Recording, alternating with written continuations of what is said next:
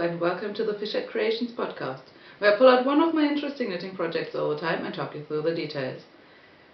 Welcome to all the amazing new viewers, and welcome the most to Kia of Kia's Podpodder. Kia is doing a knit-along for free sock patterns this year, if you are not aware of it. I don't know why you would be watching my podcast if you don't know her, so if you don't, go over there and watch her, because she's amazing and she does her podcast in Swedish and English, which is an incredible effort. And she decided to kick off her knit-along for free sock patterns with my On the Fence socks, which is such an honor and I'm just grateful beyond words. Thank you, Kia. I was contemplating thanking you in Swedish because I technically speak it, but really I haven't used this language in so long. And how I originally came across Kia's podcast was actually because I was looking for Swedish-speaking podcasts in order to improve my Swedish and not to lose all my vocabulary. But really I don't have anyone to speak Swedish to, so I will not embarrass us both, Kia, by thanking you in Swedish, but please do know I'm just beyond grateful for all the attention you have brought to me. And also, I'm just beyond grateful for everyone who has decided to subscribe to my channel and who has commented and who has watched old episodes, and just thank you from the bottom of my heart. It just made my day to see how much interaction has grown on this channel, and I just love to read each and every one of your comments. Thank you so much. That said, we have finally made it past the 100 subscribers threshold, so I will be doing a little giveaway from Lithography, whom I met Patricia P4Chan on Instagram and Lithography, whom you all will know, I'm sure, because how can you not? She's amazing. I met her at Oslo Strikke Festival last year, and we only talked a few sentences, and she just said, "Oh, you have a podcast? Just wait a minute, here you have a giveaway prize." So this is what I have been holding on to for quite a while, because I decided I would give it away when we hit 100 subscribers. And what better time to do it at the start of a new year, of a new decade. So yeah, we will do this giveaway now. It's a little brooch of little traditional dancing figures. There's a progress keeper with the same little figures. It's all wooden and laser cut from wood from her farm, and there's also 4 stitch markers of the same type, which is also a tiny little wooden placket.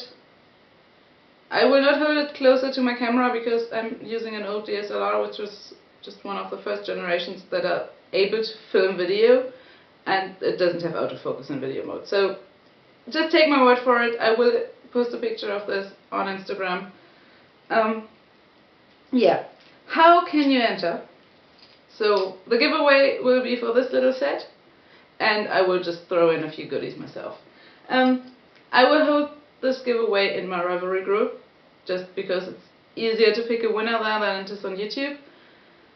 If you're not using Ravelry, I'm sorry. I'm sure if I do other giveaways in the future, I will figure out a way to do them on YouTube or just somewhere else, but just for now it's easiest for me to do it in Ravelry. So I will open a thread in my Ravelry group, and a link to that will be down below in the description of the video.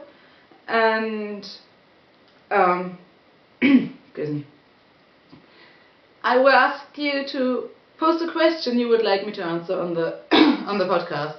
Either just a personal question within reason, of course, but if you would like to know anything more about me or my background or what I do when I'm not knitting, if it's a technical knitting question you would like me to answer on the podcast, or just a technique you would like me to talk about, please don't ask me about lace knitting because I have no idea about it, but you know what type of project I do and what I might have some knowledge about. So just ask a question you would like me to answer on the podcast, and I will close the thread probably next week when I next record, and draw a winner using random number generator from that thread. And then we will just need to get in touch and exchange mailing addresses, etc. You know how giveaways work. So yeah, I will write it all down in the thread on Ravelry. There will be a link to it down below. It will be for this little set of stitch markers, a brooch and a progress keeper and a few little goodies I will throw in there myself. And yeah, I will post them to you. The giveaway is open worldwide, so to keep shipping costs within reasonable limits for me, it will just be a tiny thing that I can send as a letter, not as a package. But these are such nice stitch markers, you really are in for a treat. So please take part in that, I would love to send it to you. And now, let's get to some actual knitting. Or rather, I was asked in a comment to show off my finished garments, so here is my Ennis pullover. I hope you can see a little more of it now. I talked about this one, it's designed by Sarah Solomon, and I talked about it in a previous episode, so if you go back to my channel into the videos you will find one called Ennis pullover, or just Ennis, I'm not sure how I named it. But yeah, this is how Ennis fits. It's a all over cabled garment, knit flat in pieces and seamed, set in shoulders. I won't take off my shawl because I'm cold and tired and I just feel kind of fainty and I don't want to fiddle around with it. But yeah, here's a more full-on view of how Ennis fits me. It's really my dress to impress garment. If I need to go anywhere where I feel like I want a dress to impress, this is what I pick out. It just fits me so well, it's so flattering, I really, really love it. And I do love the yarn. It does pill a bit, but just in those tiny blips you can pull off. It's my standard go-to Finkhof Merino in the dark brown natural color. This is Ennis, but let's talk about my finished object, shall we? This is my last and final finished object of 2019, which at that point was my last and final work in progress. So after I finished this, my needles were completely clear. I have no idea how I managed that. This thing took me ages, and obviously I cast on something new the same day because it was Christmas Eve and I needed a Christmas Eve caster. But my needles were clear for about 10 minutes. And then they were clear again by New Year's Eve. So I finished off last year with clear needles. But yeah, this, as you will probably know, is Cockatoo Brae by Kate Davies. I have wanted to knit this approximately forever. So Cockatoo Brae is obviously featured in Kate Davies's wonderful Yokes book, from which I have knit a few garments by now. Well, I don't, not too many. I think it's really only the second one I knit. I did knit her epistrophe before, which I have talked about in a previous episode and which was a complete failure. And epistrophe is a yoke raglan hybrid, which Cockatoo Brae is as well.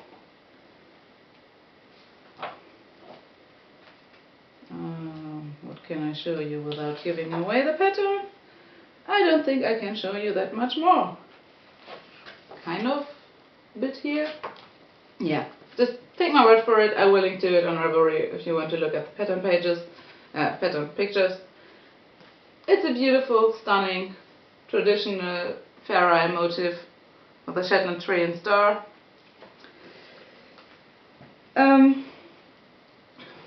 I wanted to knit it forever, I just couldn't decide on the yarn.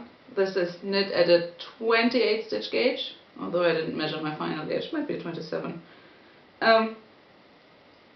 So a fairly tight gauge in a fingering weight. She uses Jamieson Smith 2-play jumper weight.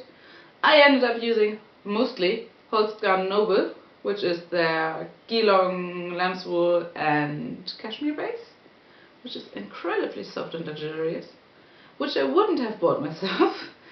But, as it happens, my wonderful friend had bought a whole load of this and then decided she didn't like to knit with such a fine yarn, so she gifted it all to me. My original intention was to knit this on the machine, or at least knit the body and sleeves flat on the machine and then continue to just knit the yoke by hand, which just didn't work out. I'm not sure why, but my machine and this yarn just weren't a good match. The yarn kept breaking on me and then falling off the machine. which is not much fun. So yeah, I got through half the back piece and then it all fell off my machine because the yarn broke. And yeah, I stubbornly cast on my hand because I really wanted this. And it took me forever. I think this project has traveled pretty much all across Germany with me to several occasions, because I thought on trains and on car journeys I might force myself to knit through forever of tight gauge stockinette on 2.75mm needles in a very fine yarn that's also incredibly splitty. Yeah, didn't happen. But finally, towards the end of the year, I just sat down and pushed through because I wanted it off the needles before the end of the year.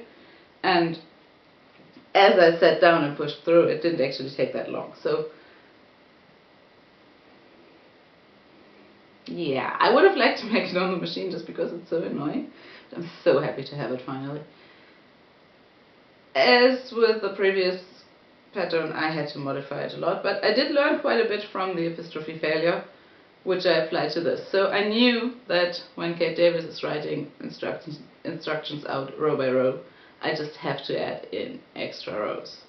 That applied to the waist shaping, that applied to the sleeve increases, because this is knit bottom up, as is my preference and as I would have chosen to do it anyway, but that's how the pattern is written. So she writes the increase rates and the increase and decrease rates for the waist shaping row by row. So knit for X rows, then do an increase or decrease row. And on each of those points I added in at least one more row, because I knew I had to space them out further. And still on the sleeves, I think I was done increasing somewhere around here. So rather early. I usually space out my increases so they stop just a few centimeters before joining the sleeves to the body. But it's okay. I haven't actually tried it on since it's blocked and cut open actually. I tried it on when it was still connected and still a dumper, and it fit quite well, but I have since blocked it and I have since sticked it. I have no idea how it fits. I'll try it on at some point, probably not today. Just because I'm wearing a long sleeve t-shirt underneath this, and I don't think these tight sleeves fit me over a long sleeve t-shirt. I'll try it on at some point and put on a picture somewhere. But yeah, plain black sleeves, plain black body. Then what you're doing is quite a bit of raglan shaping from the underarm to up here.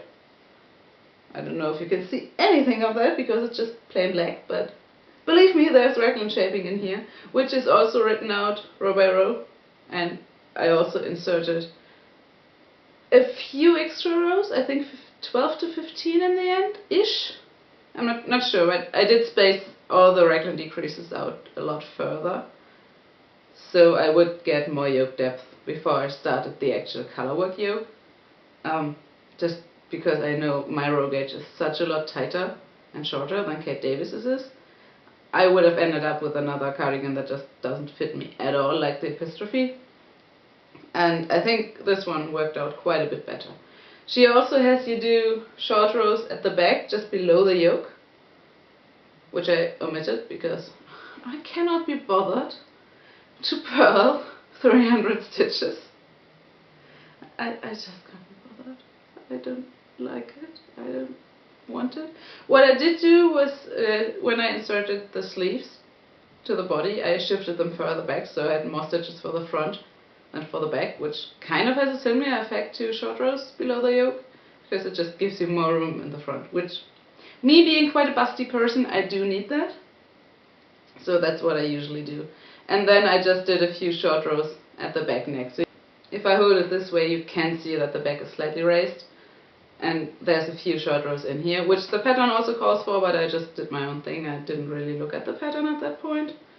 I then went ahead and picked up for the button bands and knit them to whatever length I liked. 4 centimeters or so? I didn't measure, I just did it to a point where I thought it looked right. And I usually do pick up my button bands and knit them before I cut open the steek, just so there's not too much pulling at the cut edge. Also, this is not the fuzziest yarn, so I didn't want to put too much tension and movement on it or on the stick. So yeah, that's why I went with the bottom first. I then washed it and then cut open the stick, and then I'll just show you briefly. I tacked it down. I didn't machine sew or anything. I just tacked it down here by hand sewing it down, and I'm quite confident it will just stay there now that it's put down and started to slightly fell together. There wasn't much going away of the, or slipping out of the strands when I was taking it down, so I'm quite confident it will be enough. And then, yeah, I raided my button stash. I found 10 matching buttons and 2 that were kind of matching but slightly different. And I needed 12, and I didn't have 12 of any kind that wasn't bright turquoise, which someone in this household suggested I use, but nope. So yeah, the top and bottom button are slightly different, but I don't think you can see it. They are just simple, plain, slightly shiny plastic buttons. I didn't want anything to catch too much attention because the main star of this is obviously the colorwork yoke. So most of these yarns are Holzgarn Noble, but the yellow, the brown and the purple in the middle, those are Holz Super Soft, just because I didn't have enough colors in the Noble. But yeah, not too much of a difference. I do really like my color choices. I'm so happy with them. It's just such a nice muted autumnal color palette. It's just me in a nutshell. So yeah, I do love my colors. I do love the color work. I do love this garment. I hope it actually fits me. But it did fit before I cut it open, so I don't see why it shouldn't fit now. I just haven't dared putting it on. And I wanted to wear it yesterday actually, but I decided I'd just keep it nice and freshly blocked and covered in cat hair, just to show on the podcast. Because obviously both cats decided they needed to sleep on it when it was laying out to dry. And especially Solveig has a tendency to show on black garments.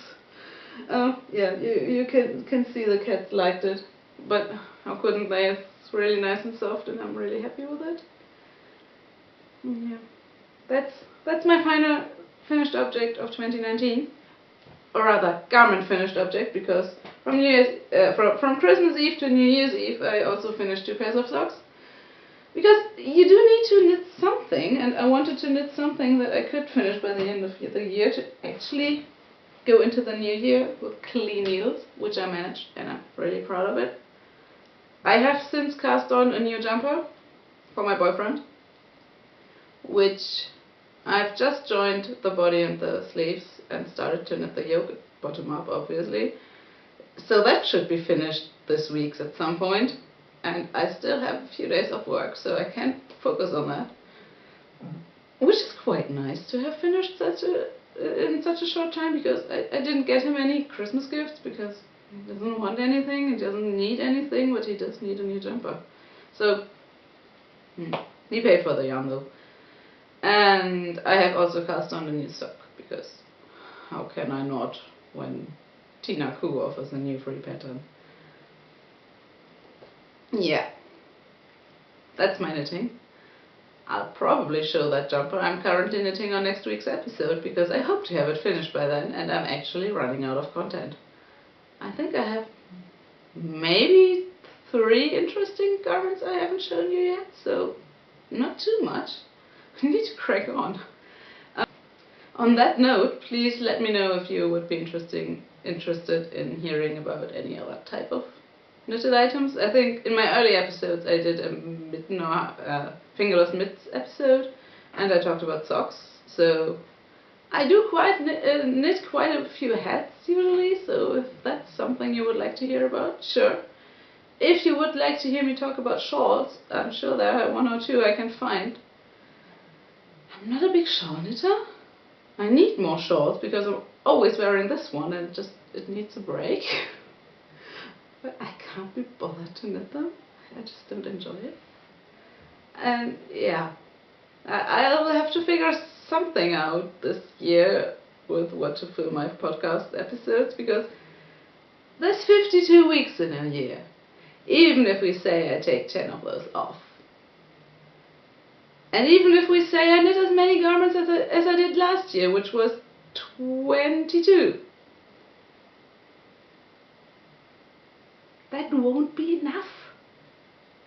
That just won't be enough. That just won't be any content.